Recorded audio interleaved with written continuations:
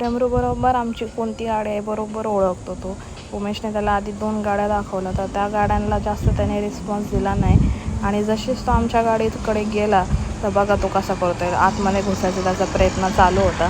त्यानंतर ते गेलेले मेडिकलमध्ये, डमरूचं औषध संपलेलं विटॅमिन डीचं ते घेऊन आलेले. त्यानंतर तिकडनं आल्यानंतर मी त्याच्यासाठी बनवलेली पंपकिनची प्युरी मस्त त्याने नाश्ता केला. उमेश पण त्याच्या कामाला गेलेला. त्यानंतर आम्ही जरा बसलेलो बाहेर, डमरू आणि मी गोधडी टाकून गॅलरीमध्ये. तर मग उमेश पण आला. उमेश पण मस्ती करायला लागला. मग अचानक उमेशच्या डोक्यात आलं की आपण ह्याचे जरा केस कापूया.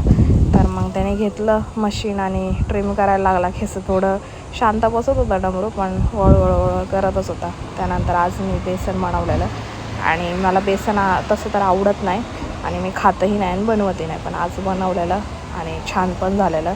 त्यानंतर उमेश गेलेला त्याच्या कामाला. मी लावलेलं मास्क. डमरू मला बघत होता का मम्मी काय झाली आहे.